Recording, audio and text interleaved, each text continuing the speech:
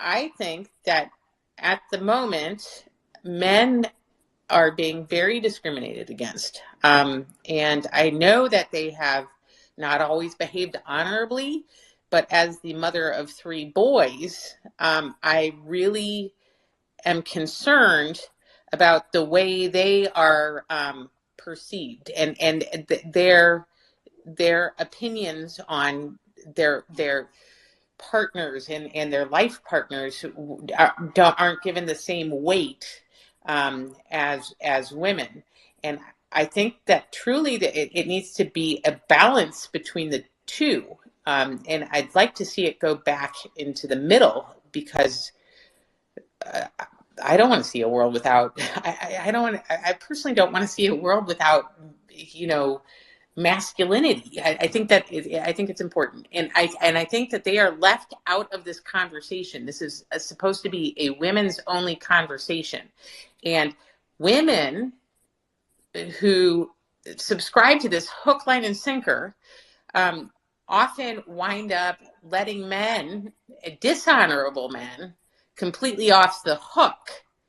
And I've got to tell you, I know plenty of women who have been traumatized by this and wrestle with it for the rest of their lives. And that is an aspect of this that is never discussed.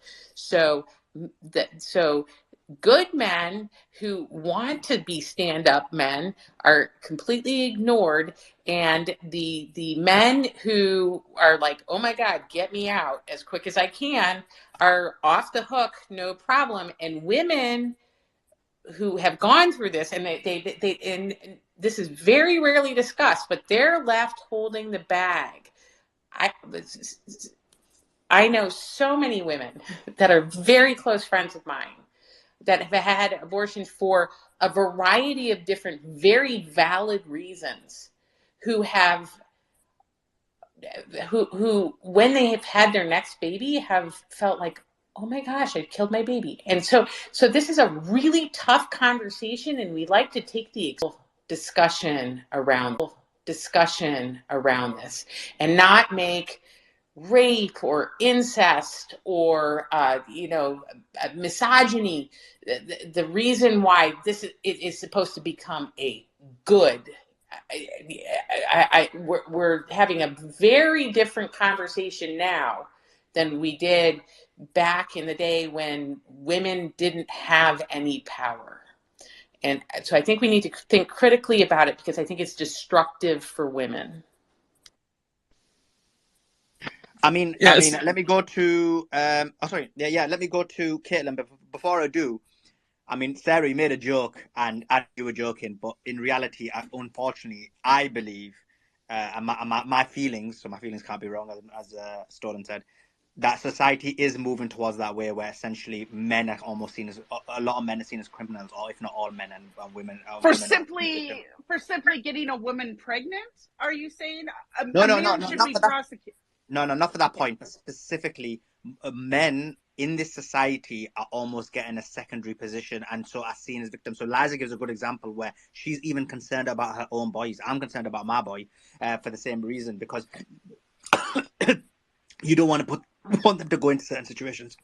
Let me go to Caitlin. Oh, Caitlin, go ahead. before we do, guys, comments and questions. I'm going through them in 3.5 minutes, so leave them now. I know you've got them. So go ahead, So, resume. Lemaine, can I respond to you really quickly?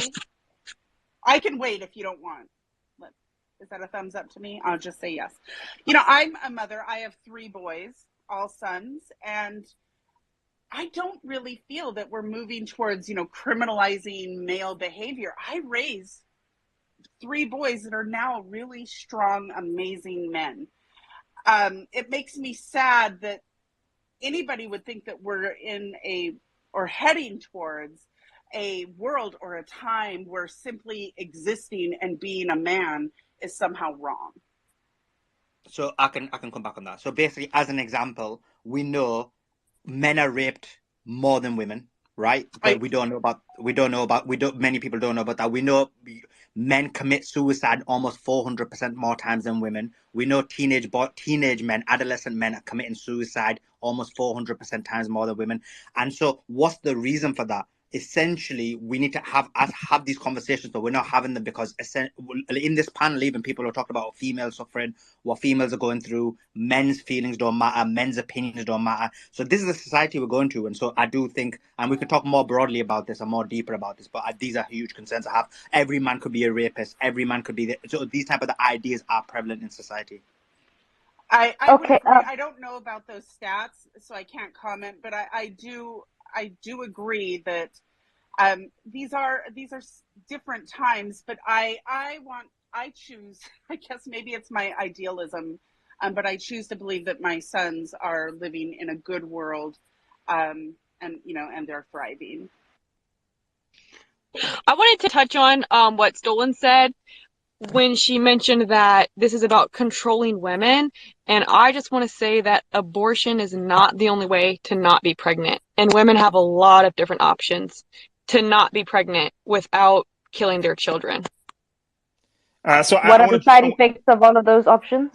Have you read about the side effects? Do you know how dangerous they actually are? Abortion has dangerous side effects as well. Yes, I know, but the effectiveness of them and the dangers of it are you talking about birth control?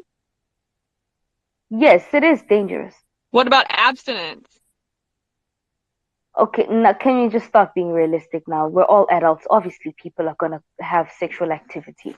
Wait. Doesn't that go to a broader question, though? Like, let's be realistic now. Being responsible, and another thing is, having responsible sex, isn't that kind of important? In terms of like that should be part of the argument here, because that does bring up a good point. There's male birth control, there's female birth control. Condoms are pretty cheap. So there's a lot of steps you can take before you're pregnant, before you get an abortion, which kills a person. Well, okay, so that actually brings up an interesting question here, and because there are such things as morning after pills, right? So, at what point is that considered an abortion? I know some people would claim that it does. No, we had a just laying on, yes. We had a doctor who came last week and broke that down about the lining, and he was actually pro-life. And so, no, that is not considered a pregnancy. But there are many people that say that it is. I know, and because they have an agenda. And if we really want to be serious about, this conversation about birth control and control in general, why are there only two options available for men? Why aren't there any arguments from the men on the stage asking for more options to be able to be in control of their own bodies and whether or not they're able to make a woman pregnant or not? Like, the responsibility has solely fallen on women, yet no, but you can't do this, or no, you have to do that. Like, it just doesn't make any sense. I have to say that one of the funniest episodes in my OBGYN rotation in medical school was you spent months taking care of pregnant women, seeing their complications and delivering babies and watching them go through this. And then there was a half an hour video on vasectomy where all the men in the class collapsed. So in reality, that's a valid argument. And Manushka, I mean, I agree with you. Like, both are responsible. So both people, when they basically partake in having sexual relations and then basically having a child or becoming the woman becoming pregnant, both are responsible. I agree with that. So that's not the argument. The argument is that what you're saying is both are responsible, but as soon as the woman is pregnant, now the man has no say. So that's where the disagreement is. In terms of Phygital, what you said, no, I don't agree, because I've consulted with a number of doctors. No, Suleiman, that's not what I said. Yeah. What I said is that you men don't have enough options for birth control. It solely falls on the woman. You guys don't have what a life is and what not a life is. Like, you've never sat in a gynecologist's office and had fibroids like I have. I went through like every process of having a baby without having a baby. And yes, I practiced abstinence for many years. I take birth control. I do everything I can not to be pregnant.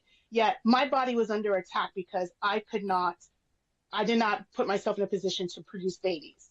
Our bodies, this is what we're created for. Women are for. And if that doesn't happen, then there's other things that come and attack your body. Like for me, in that case, it was fibroids. Now, when you're sitting in a doctor's office, whether, I got my period when I was 11. So I sat in a lot of gynecologists' offices in the course of my life, and I'm 47 now. There are so many things. There are so many things that a woman's body goes through, and your doctor recommends certain things. Some recommend that you go full term through pregnancy. Some don't. And these are conversations between a professional and the actual person who is carrying this fetus. So this is where my issue is that I do believe men need to be a part of the conversation, but it needs to be from the jump. If you feel a certain way about it, then don't have sexual relations with a woman who, for whatever reason, needs to have an abortion. That it no longer falls in your court.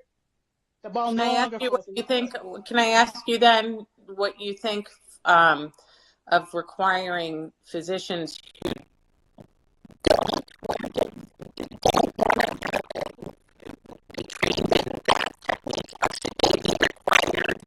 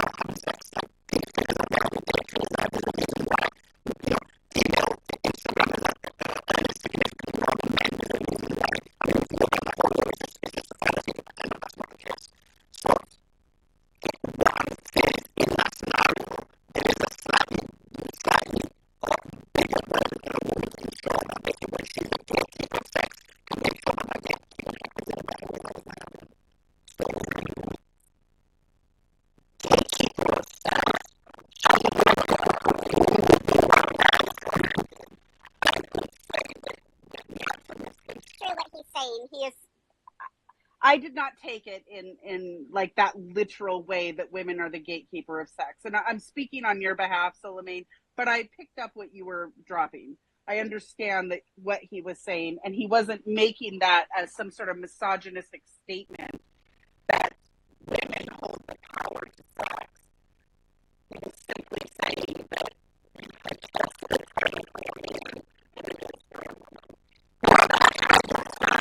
that's why the term incel exists, right? Which is derogatory to men. And I agree with you, that's like, you know, it's looking for like typical left, because that's the medium option you get. It's the educator for a guy who only voluntarily is unable to have sex, and the only find that way to do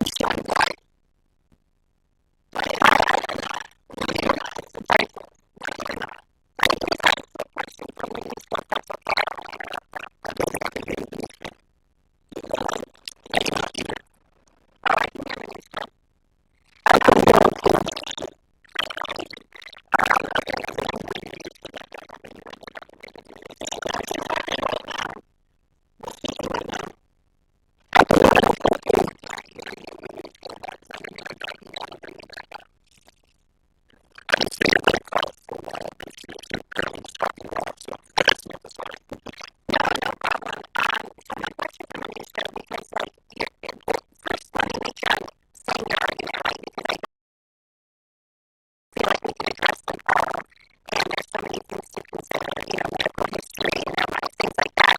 But the thing is, that same argument when they're carrying the child. So I don't see why there's a limit after birth, not before birth, for the same reasons.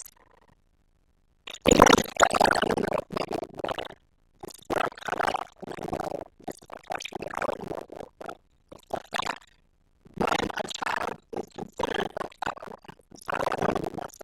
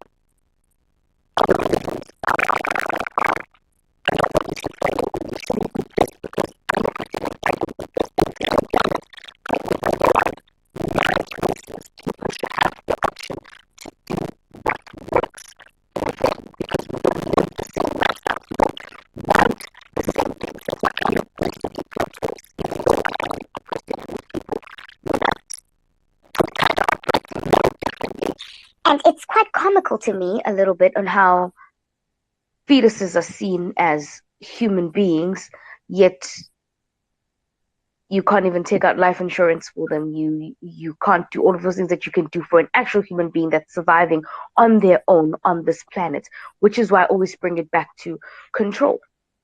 It's just about controlling women, and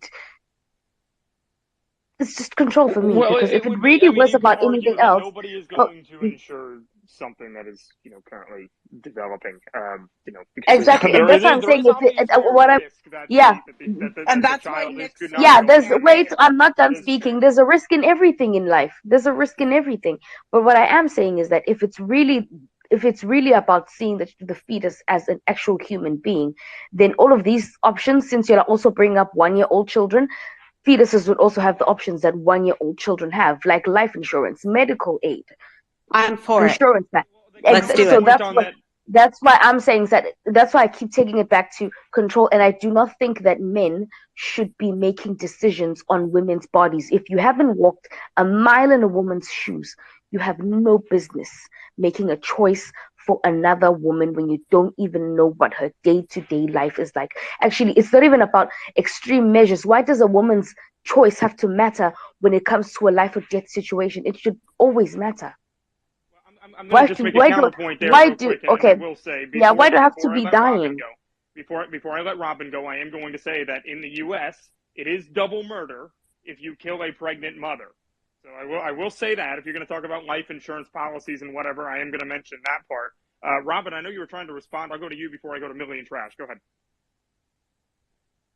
Yeah, so I think just because our society doesn't offer insurance doesn't negate the humanity of the preborn human. And I'm all for it. I'm all for let's offer insurance during pregnancy. And almost every state in the United States, paternity support starts during pregnancy. So once a woman finds out she's pregnant, if paternity has to be established, then once it's established, the child support is backdated to when she had a positive pregnancy test with a doctor. So there are ways we do support the humanity of the preborn. But regardless, to me, this idea that like it's a woman's choice, and some women just don't want to have children. I do understand that. And if women don't want to have children, don't have children. But the idea that like I get to have sex, but I don't have to have the child, like I don't get to eat chocolate cake and just decide I don't want to gain weight. Like it's a biological process. Oh, I agree. And eating cake isn't just for nutrition. It's for pleasure as well. And so I just don't think we can say, I want to engage in this, but I don't want to have to deal with the natural outcome of it. Especially if it comes to another human's life. Yeah. So, Millie, go ahead and bring you in real quick, and then Trash, and then I have some audience questions here. So, go ahead, Millie. Okay, so I think that there's the underlying problem of why are we finding that so many women are finding themselves in positions where they're pregnant and then seeking out abortions. When we're talking about millions of unborn babies being aborted in the U.S., that means that there's a pretty big problem when it comes to proper preventative ways of finding yourself in that situation. And unfortunately, I'm probably not going to be the most popular opinion in the room, but a lot of this actually has to do with people living these very promiscuous lives of treating sex like a handshake, just going on these one-night stand Tinder dates. It's gotten so out of control to where now they're having like unbelievably high rates of like STDs, sexually transmitted infections and diseases. People have been abusing antibiotics to treat these, and to where now they actually have confirmed cases in the U.S. of super gonorrhea. So this is a serious issue that our society as a whole should actually start to be thinking about. Like, we should not just be talking about what to do, what should a woman do once she finds herself in a situation with an unwanted pregnancy, but how can we prevent that? And then when we're talking about, okay, so let's say the woman's married, but she still doesn't want to find herself in a way where she doesn't want a pregnancy. there's so many instances and cases where I've talked to other women out there who have already even had children and have sought out from their doctors to get their tubes tied, to get hysterectomies or something to essentially make it so they no longer can get pregnant.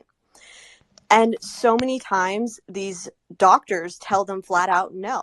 They'll say, what if you decide later on you want to have kids again? When they're very certain, like, they don't want to continue having kids. And I actually know some women who have told me this, and they're like, I'm done. I've had 3. I had twins. I went through it all, and I don't want to do it again. But instead, they have to take hormonal birth controls, which can cause a whole lot of other symptoms and problems with health. So I think that maybe giving the people, right, the women, the option to actually get their tubes tied and not be told no by doctors would probably be a start. But then also as a society... Millie, getting your tubes tied, is that permanently not being able to have kids? I'm curious. I believe so, yeah. Like, if you get your tubes tied, they're essentially snipping and cutting... Similar to the guy getting the snip, yeah? Yeah, like they cut the ovarian tubes, I believe, so that the eggs can't travel down to the uterus. Interesting. So I looked at, by the way, you mentioned something about STDs and STIs, so sexually transmitted infections or disease, on the rise. So I'm like, let me check that. I didn't know, and you're right. So I'll read out. Based on web search results, it appears that sexually STIs in the US have been increasing. According to the CDC, reported cases like gonorrhea and syphilis have been on the rise. CDC reported 2.5 million increase in new cases of syphilis, chlamydia, and gonorrhea in 2022.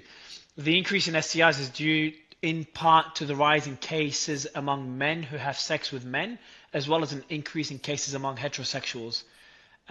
Overall, yeah. So just continues going through more numbers. But yeah, so it seems it is on the increase. And some also, context, Mario? also Can I in, add context Oak here? Homes, it's on the rise as well. Sorry, You know that, yeah, Mario? before Joe, sorry. What was that, Manushka? What was that? It's also on the rise in retirement homes as well. Is because This is the So other STI hold part on. screening. is that Why? STI Like, what's the? Hold on, Joe. Just 2 seconds. What's Joe? I know you seem to know a lot about this. Just 2 seconds, Manushka. Why in retirement homes? Oh, retirement homes have turned into like orgies lately. Like, Oh, so it is for. I was gonna guess this is the reason. This is. yeah. Yeah, it's been getting Good pretty for wild. them. So Good as for far as the them. data is concerned, I'm glad you brought that up because I was listening to what Millie said and she is correct. But also, as far as people within like adults and birthing age, our birth rates are very, very low in comparison. So I feel like the data that she was presenting is very high amongst teenagers, young adults, where in this country they are removing sex ed. They're removing some, Oh, they are. conversations about sex. There's that, and then there's, They're removing. these Hold old on, folks. Manushka. They're removing sex ed in some schools. Yes, Oh, yes, interesting. Texas and What? Florida.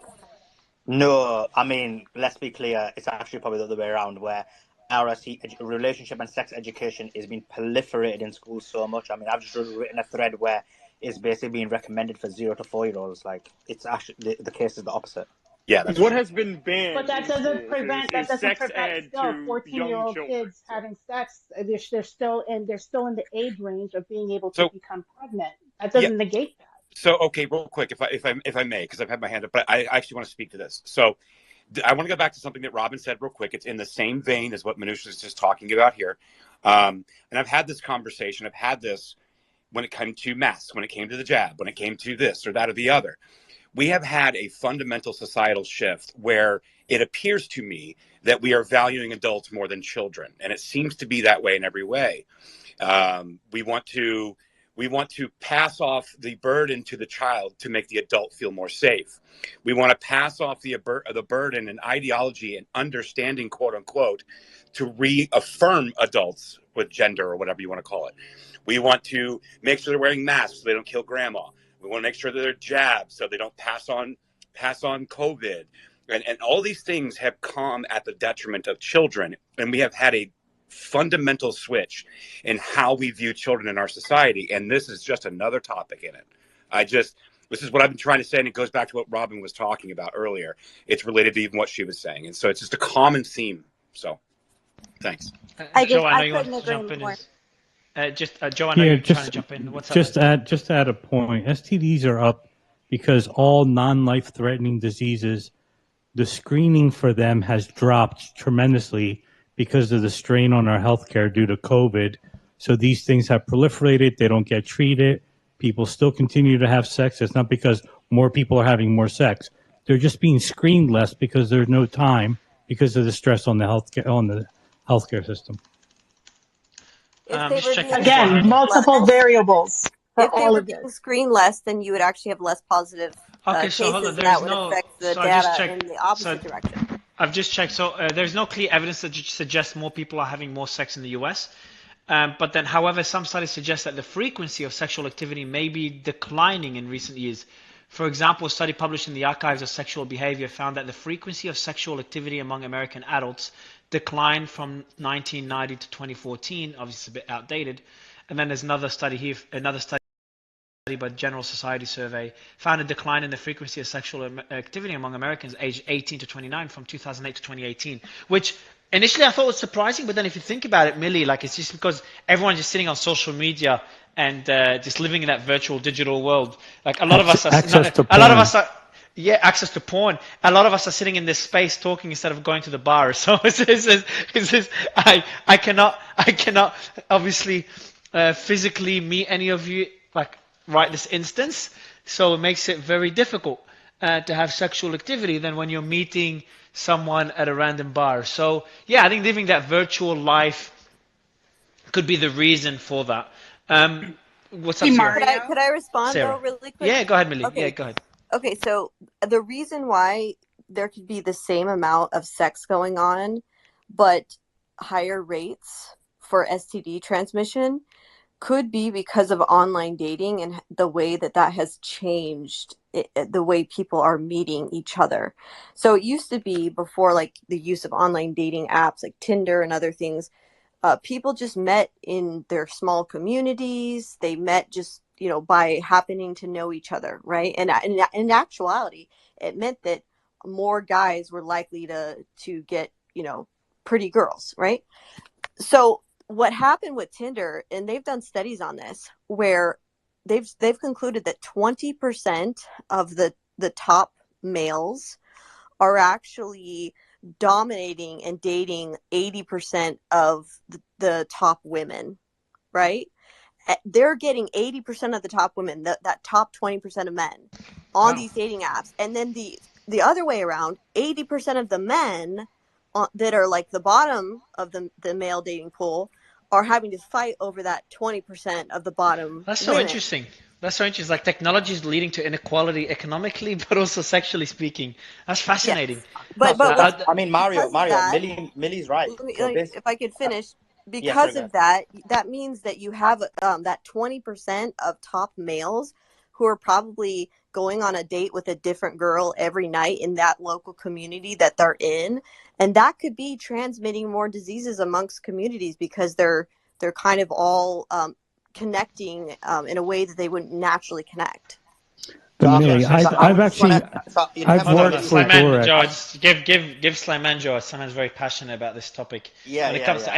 anything that leads to any slight male inequality in this world, Slyman is immediately there. Go ahead, man. 100%. You don't know how much positive messages I got. It balances out all the like death threats like I normally get. So nice one, man of the people. Right. So basically, coming back to what Millie's point is, I agreed with her up until what her conclusion was. So historically, Yeah, I agree. she's right. It was actually 80-20. Now data suggests it's actually more like 90-10. Again, that'll be because of social media and so on and so forth.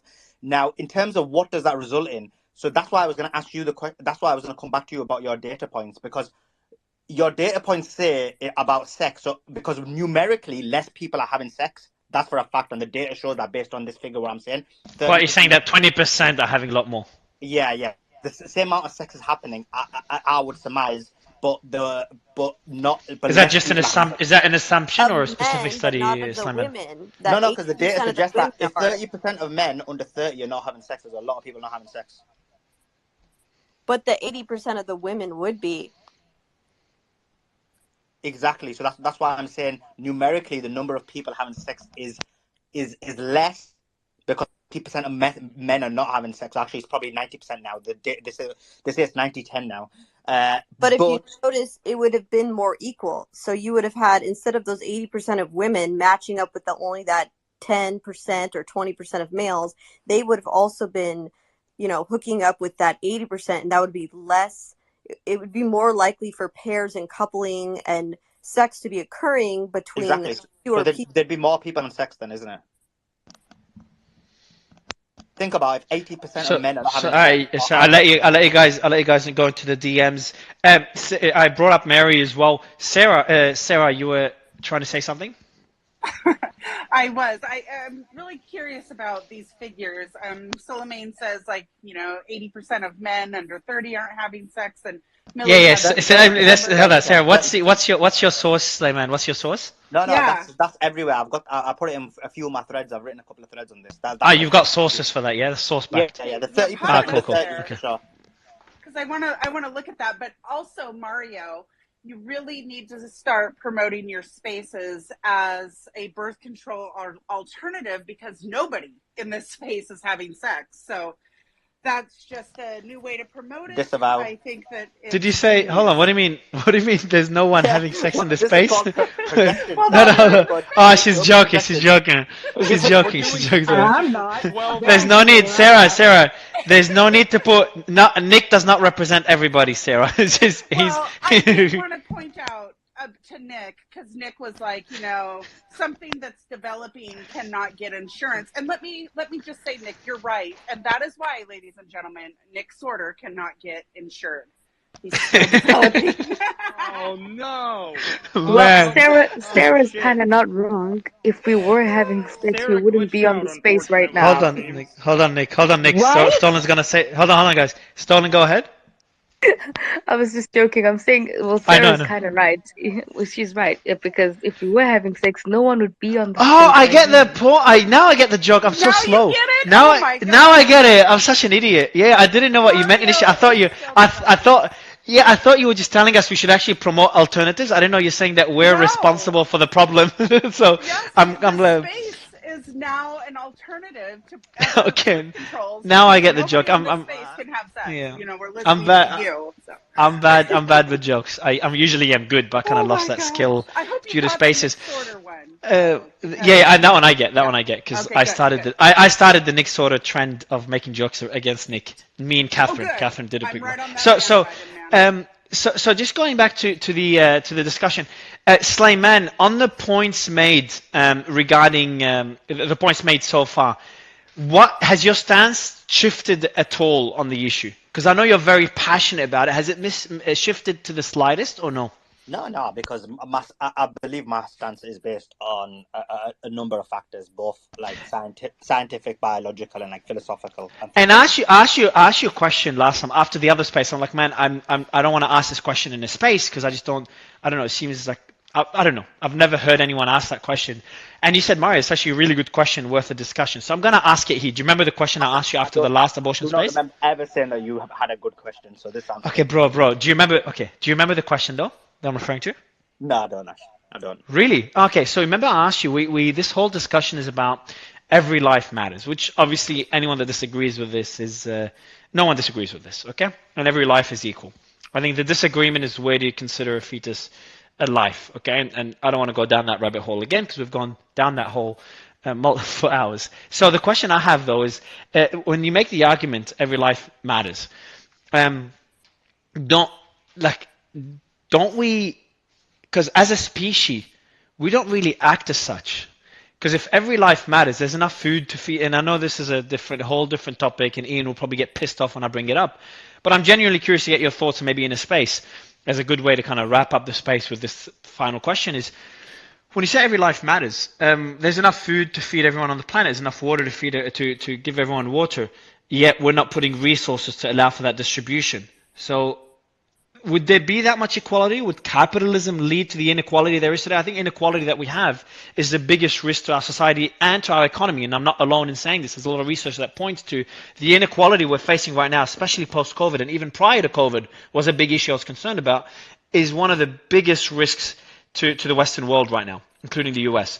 So But to kind of link it back to this, when we say every life matters, then why aren't we discussing all the lives that are struggling right now around the world, all the people starving, including children? If we're talking about children that are starving, why aren't we focusing on, increasing adoption of the kids in Africa, for example, that are desperate Yeah, to find yeah. Because parents? those are What do the you think? Because there's 2 politicized in points. Lebanon. Because the reason is because it's And I know I'm conflating. Just before you can ask it, I know I'm conflating two different topics, guys. So before yeah. anyone tells me So the that, two. I know I am, but it's just interesting.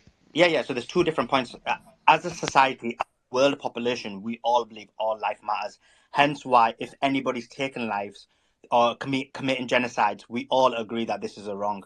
Where the difference is, unfortunately, not in terms of whether we value a life, but it's whether that we think that we should speak when everybody doesn't have the same quality of life. So the disparity isn't about the valuation of life; it's about quality of life. So yeah, there are people in Africa where the quality of life is much worse than the quality of life in the West, and so we should be doing things in these world countries to help support. Okay, so I have another question. I have another quick question for you. Do you think it's a good idea to ignore abortion? Prior to abortion, what you could do, there's contraception. There's a lot of different ways of reducing birth rate. But then again, we do have the risk of population decline, which is fascinating. I want to do a space on population decline because I had the complete opposite belief until recently after Elon brought attention to it and I looked at the studies. But there's there's population decline, yet there's people that are, there's so many people in third world countries that are struggling. There's you can say overpopulation relative to resources. So it's just odd to see this population decline in some countries. There is a population decline, and it's more significant in the Western world. In the Caucasian population. Yeah, Japan, Western Europe, Nordic countries, the US, Yeah. etc. Korea. But there's no population decline in third world countries, is there? No. There's for example, in certain Asian countries and African countries, there's like when they have the population of youngsters is on a significant increase. And you've looked into this, so we could do a space on it? Yeah. I wrote under a pseudonym. I did write something on this a long time ago. Under a pseudonym. All right, cool. I don't want to know about that pseudonym. I think I kind of linked my question to the next topic, so I'll leave that question open for the next space. We'll do one on population decline in the next space. But let's get some final thoughts from anyone on the panel that wants to give a quick final words. Maybe Joe, you can kick it off. Yeah, I mean, something that wasn't brought up here, but it's one of the main reasons I am pro-choice is there was a book called Freakonomics. I think it came out in incredible book, yeah, 2001, and they talk about a study they did about how they were able to link an decrease in crime having to do with less unwanted children reaching the age of 18, and they showed the correlation, and they were actually able to prove causation. This has been debated for the past 20 years almost, and even data scientists that go through and are against it and like no way have come back and issued reports, and I can pin them saying, wait a minute, they're right. Not giving the right to women to abort certain children actually increases crime because you have more unwanted children. And I think it's like you save a life, you have more crime, which takes life. Which one do you want? And personally, I don't think a fetus is a life. Cool. I see David Warren Flash in the audience. David, we've never met, but the panel's full. I'd love to have you for the future spaceman. Hit me up. Yeah, cool. Fidji, are you there? I am. Have you been listening, man? I have been.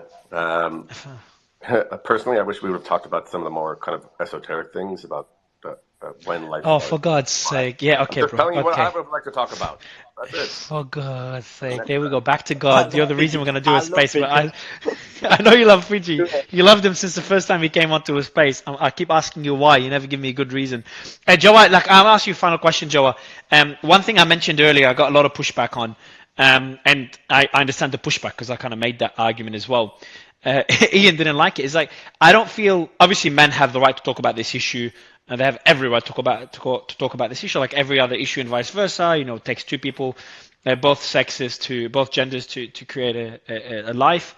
But the argument, not argument, but a point I made, and I said earlier in the space, I feel uncomfortable talking about this topic. That's why in the last space I literally didn't talk at all. in this case, I was more involved in the beginning and now, is I just felt like I'm not the one that's carrying the baby.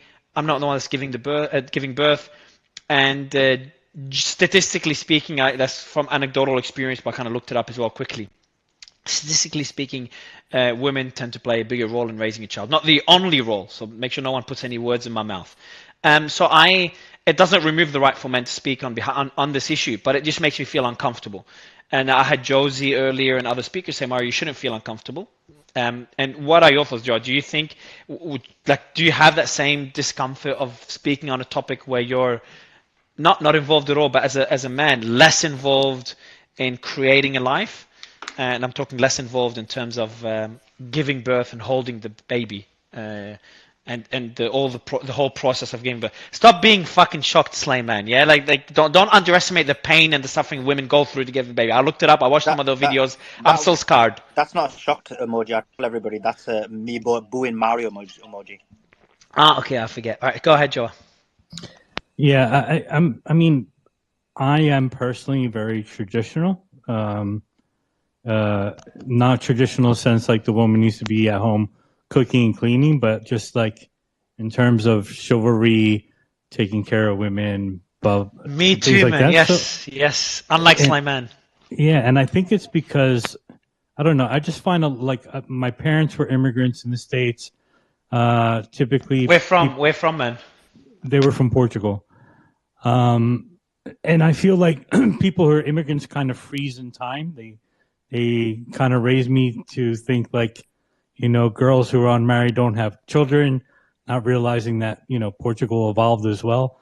So I was kind of raised in a world that was very modern, but raised in a household with really traditional values. So I conflict a lot when it comes to questions like that because, yeah, women should be able to make their rights, but I'm still, I still feel the responsibility to take care of what a traditional man would take care of. So it's a really difficult question for me to answer because I can't. I go back and forth on it all the time. Mary. Oh, Mary, first time on the panel. How are you? Hey, great. Thanks for having me up. I appreciate it. I just came in, so I'm not sure exactly what took place during this whole thing, but I think as you guys are closing up, I think the one thing that I just wanted to point out, probably quite different than what most women, so I'm just coming over COVID, so I don't smoke 2 packs of cigarettes a day. I sound like it, but I don't. I think that one of the biggest issues that has to do with, young women having sex, with some young man that they, they potentially think they're in love with or they don't, whatever you want to say, and then ultimately get pregnant. The one thing that I've always said, again, a lot of women won't like this and maybe men won't like it as well. But, I have 2 daughters that are 30 and 28, a son that's 27. And I always said to my daughters all the time, and I am also very traditional in many ways and not so traditional in other ways. And I think the one thing that was really important to me as I was growing up is if you're going to have sex, for a woman, we are told by our fathers, our mothers, by all of our extended family, that if you had sex, you better make sure that it's the person that you love and that he loves you back and that you have this incredible relationship. And then the second that he doesn't love you back and he totally screws you, like literally in a sense, figuratively, I mean, in both ways, physically and figuratively, I mean, all of a sudden you're like this person that says, oh my gosh, I had sex with this guy. He really doesn't love me. He kind of threw me out. And all of a sudden your self-esteem and everything else is like sort of battled and, it's battered and ruined. And I taught my kids like that it really wasn't about that. Like I never wanted my kids to believe that they were giving themselves to somebody, that they were experimenting, yes, et cetera. And my point to this is that, if you're a female, you're the only one that can get pregnant, right? So if you try to, attempt, if you're a female, again, a lot of women aren't going to like this. I don't care. But I think it was smart in terms of, trying to make my daughters feel independent in a sense that, if you have young women, that are your daughters, like you're the only one that can get pregnant. Like I knew when I was growing up, I was the only one that could get pregnant. And I certainly had no interest in like, trying to, have a guy get me pregnant because I'm way too independent for that. I wasn't interested in I have my own company. I make a lot of money. I didn't want to, have his money. I felt a sense of independence. My mother always told me that, make your own money. So I think there's this thing that, women think that, that men that they're owed something by men. I totally disagree with that. If you're a woman, and again, men are going to disagree with me on this as well. If you're a woman and you get pregnant and you did not in any way protect yourself, that's your own downfall that you got pregnant. And so as to whether or not my belief is that abortion, is there, I go back and forth in this. I've always believed in abortion 1,000%. I think that the problem is that the left and the right have gotten way too extreme on both sides. So in Virginia, you can have a baby at the 9 months and you can decide to abort a living child. And now some people will say that's not true, but it is true. It's actually what it says, in the law, your doctor, and you make that. Women as men, etc., that we start to take more responsibility for the fact that women can get pregnant and men can't. Yes, of course, there's, other issues about that. But yes, women who have a uterus have the ability to get pregnant. Men can't.